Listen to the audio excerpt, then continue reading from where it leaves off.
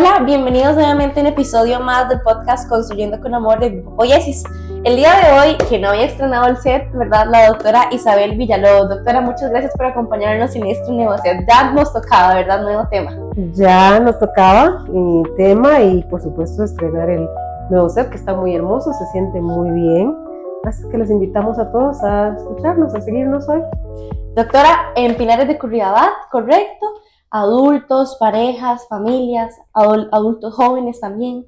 Así es, adolescentes, aquí estamos, ¿sí?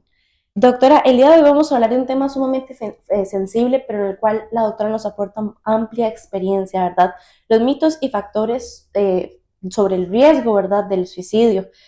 Coménteme, doctora, ayer estuvimos platicando de una información que la doctora me envió sobre estos mitos, qué es y qué factores actualmente, ¿verdad?, vivimos y conllevamos, y más que la experiencia que tiene la doctora para ayudarnos a ver este tema. Doctora, coménteme.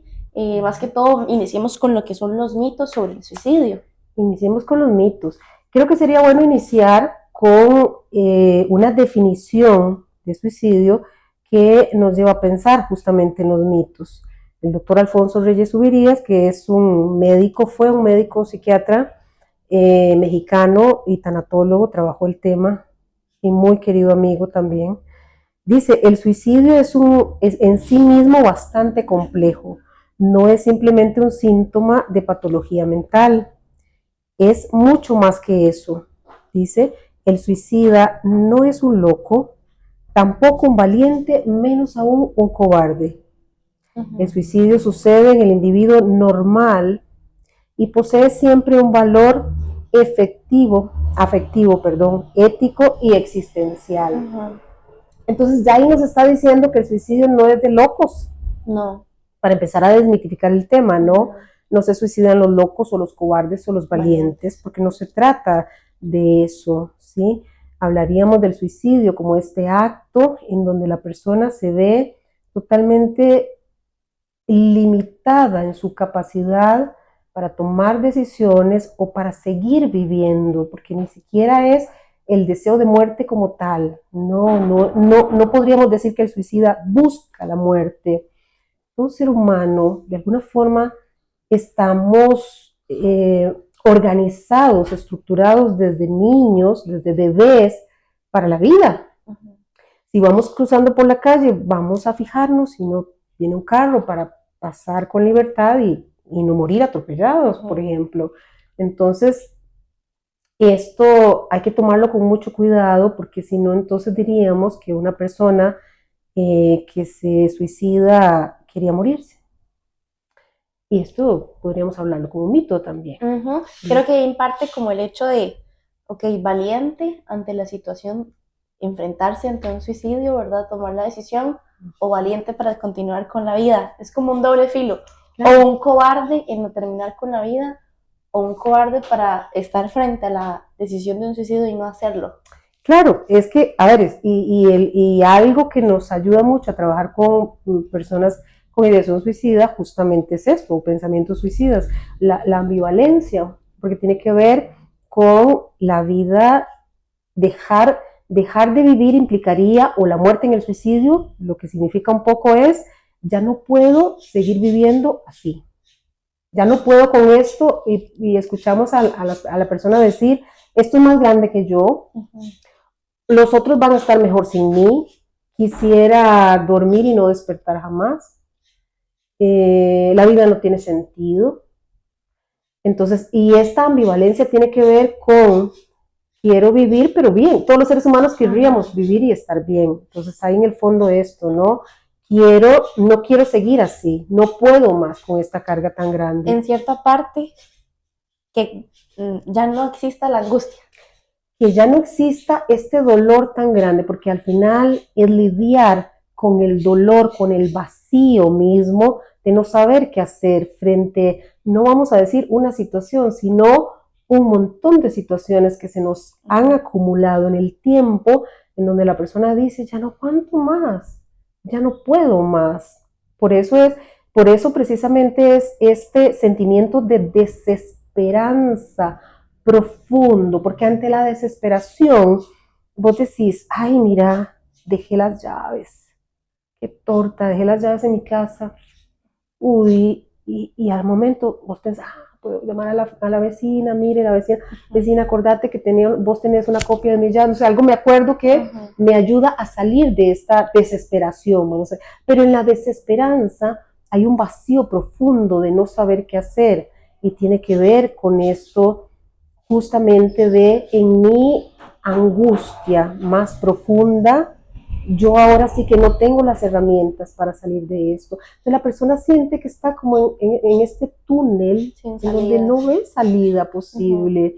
Entonces es acabar con el dolor insoportable. Schneemann habla un poco de esto también. El dolor insoportable, intolerable, ante el cual no veo salidas.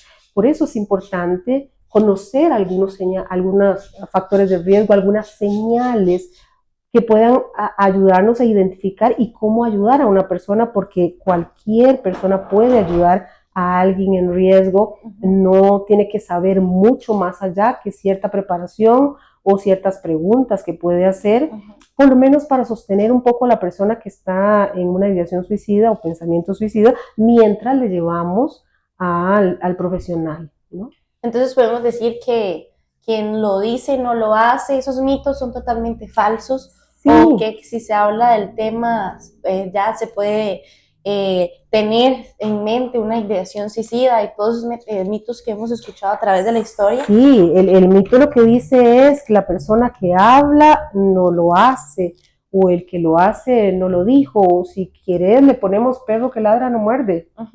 Y recuerdo que un perro que me mordió ladraba mucho, entonces no es cierto que esto sea así. En realidad la persona está pidiendo ayuda, está pidiendo, por favor, mírenme, escúchenme. Si hay algo que daña al ser humano es guardar tanto dolor. Entonces, y aquí está combinado el dolor, la vergüenza, la culpa, el enojo, no la rabia, todo esto está condensado ahí en la psique de la persona que sufre. Entonces diríamos que toda persona que piensa en suicidio está sufriendo.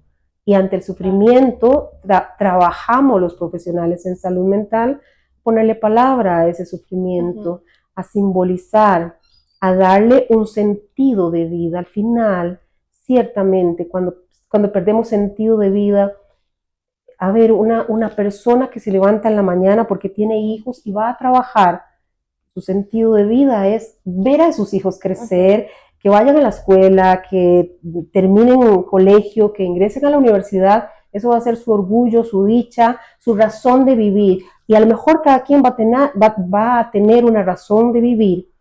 Puede ser porque el trabajo le encanta, puede ser por sus hijos, puede ser la profesión que está llevando a cabo, puede ser que le guste mucho, lo que sea. Tiene que haber algo que nos amarre a la vida. Entonces, todo ser humano que tiene un porqué, una razón de vivir, que Víctor Frank habla mucho de esto también, entonces va a salir adelante, va a surgir, porque es eso lo que te mueve a luchar, a progresar, a ver, aunque vengan dificultades, va a salir. Hay dificultades de dificultades. Ante alguna de estas podemos salir bien librados, a lo mejor podemos pedir ayuda o tenemos herramientas emocionales que nos sirven. Pero en el suicidio la persona siente que ya nada le sirve, las herramientas que tiene ya no le alcanzan, ¿no? Entonces, dentro de los mitos más comunes, también está cuando la persona te dice, esto es falta de Dios. Sí, un tema muy controversial en lo que es la parte espiritual. Y eso se da mucho, ¿no? Y que la persona diga, entonces de repente pensaríamos, bueno, ¿qué pasa con el sacerdote que se suicida? O el pastor que se suicida, ¿no? La familia que llega a terapia después de un suicidio de uno de sus seres queridos, que acaso no tenía a Dios tampoco, ¿no? Y caemos en una situación muy cruel, porque la sociedad además es muy cruel. Entonces tenemos esta señora que dice, mire, yo vengo acá porque me siento tan triste y me sentí peor cuando llegué a la iglesia y me dijeron, ay, su hija se suicidó, cuide más a sus otros hijos, ¿verdad? Entonces, la carga de culpa que ya lleva de por sí, y de feria le sumamos esto, como la sociedad nos señala y nos dice cómo deberíamos de ser como madres, como papá, como... ¿no? Un tema que totalmente se sale de las manos en esa situación. Sí, entonces, pero a ver, entonces hay otros mitos, por ejemplo, Si hablamos de este tema, vamos a provocar que otras personas que lo piensan lo hagan, ¿no? Cuando la mejor herramienta que tenemos justamente es hablar, es poner palabra, es hablar de esto que lo vivimos en mi familia hace tiempo. Por ejemplo, una familia que dice, no hablamos de ese tema. Se suicidó el tío en tal lugar y todo el mundo sabe, pero nadie lo habla. No hablar, poder hablar, que las comunidades sepan qué hacer frente a un vecino que está en riesgo. Esto es importante. El mito no nos permite eso, verbalizar. Y es importante porque cada uno de nosotros va a tener una idea con respecto al suicidio, ¿no? Equivocada o no, pero si compartimos con la familia, ¿qué fue lo que pasó con este familiar? Hablemos de esto. Esto nos hace bien, no nos daña. Nunca empujamos a alguien a que se suicide por sacar el tema, todo lo contrario. De alguna forma aliviamos dolor. Una persona que pueda estar experimentando un dolor muy fuerte, del que siente que no va a salir y ve el suicidio como salida, podría eventualmente aliviar su dolor sintiéndose escuchado. Y doctora, ¿qué factores de riesgo nosotros como familiares, hermanos, amigos de una persona que puede estar pasando una situación difícil podemos notar que puedan ser indicadores? Sí, por ejemplo, a la persona que habla mucho de muerte, no niños que dibujan, una persona matando a otra, o símbolos de muerte, e incluso cuando una persona habla de poner en orden sus asuntos o deja alguna nota, ¿no? O está buscando información por internet, que eso también hay muchos. Y ahora muy común, hasta las inteligencias artificiales. Hasta la inteligencia artificial podría darte un sinnúmero de formas, ¿no? De hecho, el día de ayer creo que se hizo noticia mundial una demanda que pusieron unos padres porque una inteligencia artificial ayudó a un adulto joven a realizar lo que es el suicidio. Sí, sí, y ahora tenemos, es bastante serio porque sí, tenemos muchísima información a la mano, al alcance de un clic, sí, pero lo que hay ahí y eso aunado con lo que estoy viviendo, porque si no, entonces sería, a ver, no podemos echarle la culpa solamente a la tecnología, a la inteligencia artificial, sí, pero ¿qué está pasando en mí como individuo, como familia, como grupo, ¿no? ¿Qué hace que quede vulnerable este chico o esta chica? Y que busque aquí una forma de, otra vez, de acabar con su dolor. Nunca vamos a pensarlo como que es una forma de matarse o de autoeliminarse, sino de acabar con su dolor. Si lo que me ofrece esto me ayuda, por ahí me voy a ir. Y el ser humano siempre es dado, a ver, necesitamos de los otros, necesitamos los vínculos. ¿Qué hace el suicida? Justamente se va soltando los lazos que lo unen o lo vinculan con los otros. Los otros son importantes, los otros llámese amigos, compañeros de trabajo, familia, novia, novio, ¿no? Estos lazos que nos unen en el momento que la persona siente que ya no tiene de dónde sujetarse, de dónde agarrarse, empieza a soltarse, ¿no? A desvincularse y estas desvinculaciones, estos vínculos que se han roto ya, la persona entonces queda sola. El suicidio viene a suceder, es muy solitario, porque la persona ya siente que no puede con todo, pero además no puede escuchar y vamos a decir, para colmo, quienes se acercan van a ofrecer soluciones que no son tal vez las más adecuadas o van a sugerir, no penses en eso, vamos otra vez a los mitos, jamás, ¿cómo puedes pensar así? Eso es malo. Uy, si sigues pensando así o si haces eso, te vas para el infierno. ¿No? Y entonces esto no va a ayudar a la persona. Lo que sí podría ayudar es decirle, mira, estás pensando hacerte daño, por ejemplo. Si nos da miedo preguntar directamente si está pensando en matarse, a lo mejor podemos preguntar, ¿estás pensando hacerte daño? No tenés que quedar, como vecino, como amigo, no tenés que quedarte mucho tiempo conteniendo a la persona o haciendo un interrogatorio muy grande, con solo que la persona diga, sí, yo lo he pensado, es el momento preciso y oportuno para llevarle a buscar ayuda profesional, ¿no? Y vamos a tener una serie de indicadores, además de una carta que la persona pueda escribir hablar sobre el tema. Una persona que cambia completamente, es muy alegre, optimista y de repente se vuelve muy pasivo, más bien como que se esconde, se cohíbe o se encierra. Vamos viendo cambios que nos van diciendo aquí pasa algo, ¿no? Aquí hay algo. Eso viene muy de la mano con la siguiente pregunta que te iba a hacer, que era cómo amigos, familia, pareja podemos ayudar a prevenir el suicidio como tal. Sí, como familia, como amigos, compañeros, tenemos un papel importante, porque en la medida en que establecemos relaciones saludables, en la medida que nos acercamos justamente para eso, para conversar, solo conversando de algo trivial nos damos cuenta si la persona está bien. ¿Mm? Pero si hacemos preguntas más allá como esa, ¿no? ¿Cómo te sentís? ¿Hay algo en lo que te puede ayudar? Vamos a ver las señales. Lo que pasa es que no necesariamente estamos tan familiarizados con las señales, porque la persona puede estar tal vez sonriéndonos porque está tratando de sentirse bien o de que nadie se entere que estoy mal. Y el suicidio no es pensado de hoy para mañana. La persona viene hace rato, a lo mejor meses, a lo mejor años, pensando cómo hacerlo, ¿sí? Y aquí tenemos la definición que hace Sneakman precisamente, ¿no? Sobre esto. Y él dice que es un acto consciente, oigan esto, es un acto consciente de aniquilación autoinducido, mejor entendido como un malestar multidimensional, ¿no? En una persona necesitada, quien define un asunto para el cual el suicidio es percibido como la mejor solución. Entonces, fíjense que es consciente, ¿no? Y esto es terrible. Hasta planeado. Planeado, porque la persona puede estructurar, planear cómo lo va a hacer, con qué lo va a hacer, cuándo lo va a hacer. Y escuchamos en la clínica, es que mi papá murió y se suicidó el día de mi cumpleaños, eso lo escuchamos en la clínica.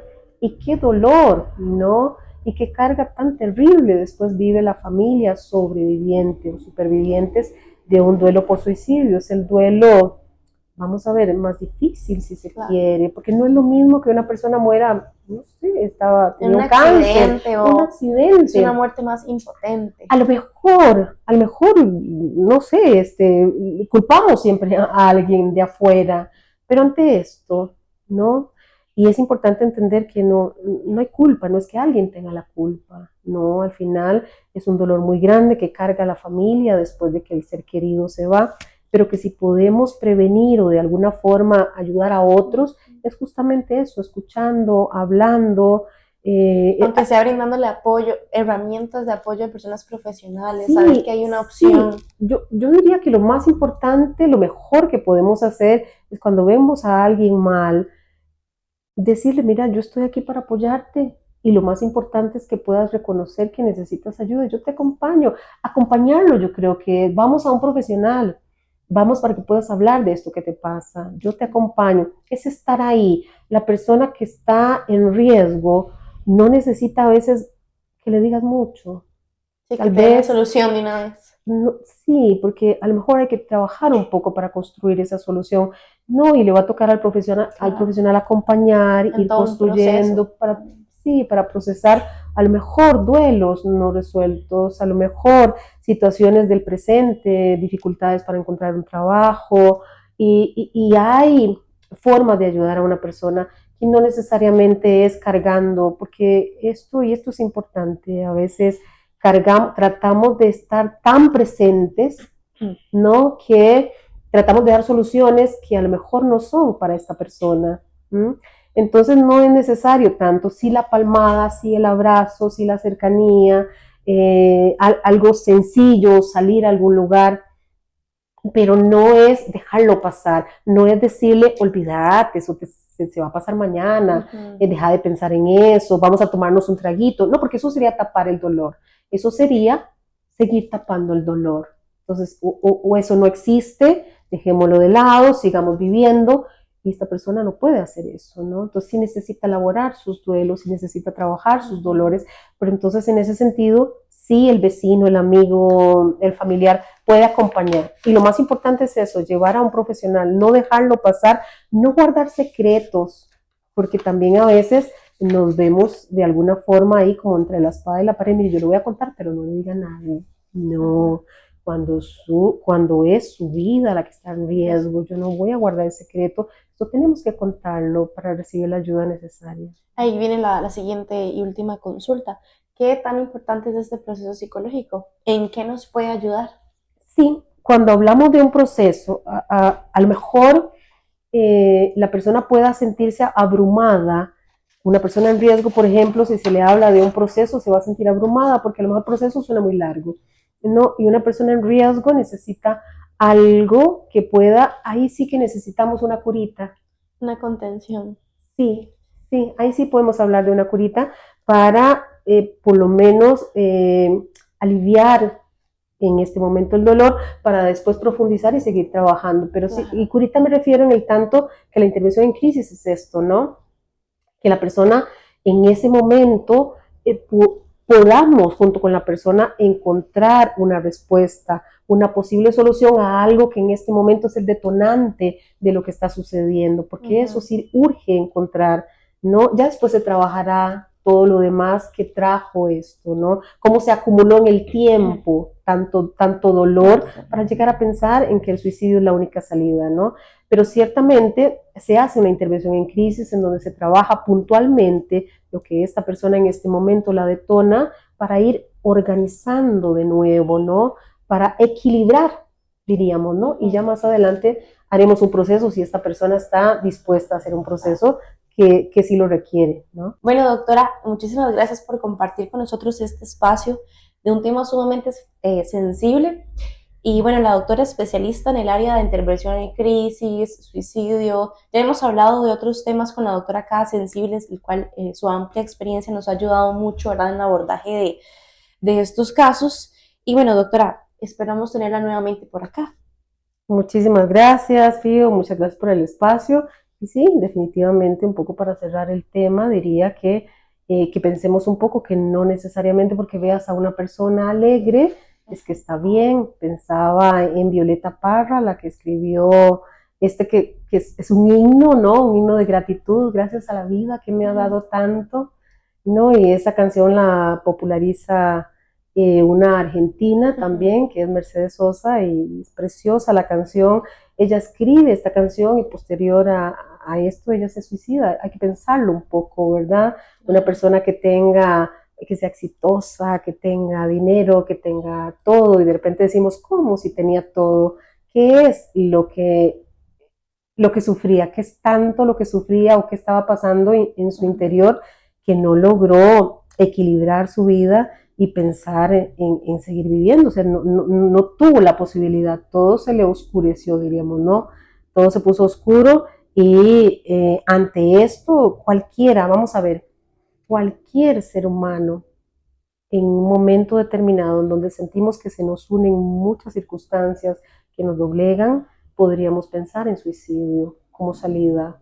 Eso es de humanos y esto es importante saberlo a partir de aquí para no pensar precisamente que tiene que estar loca la persona, no trastornada, sino que es de humanos. Y como es de humanos, la sensibilidad sería poder acercarnos. Yo creo que la tecnología nos ayuda mucho a acercarnos, pero a veces también nos aleja, porque estamos toda la familia en la casa y cada quien nos acerca de los de largo, pero nos aísla de los de cerca. De repente, ¿no? Pues habría que pensar desde ese lugar y esta necesidad de humanizarnos, de acercarnos, ¿no? El afecto lo necesitamos, todos los seres humanos necesitamos vincularnos y bajo esta premisa creo que podemos intentar colaborar con otros y por lo menos acercarnos a buscar ayuda acompañando a esta persona. Así es que es el mensaje, creo que es bueno que quede clarito. Muchísimas gracias, doctora. Mucho gusto. Hasta luego.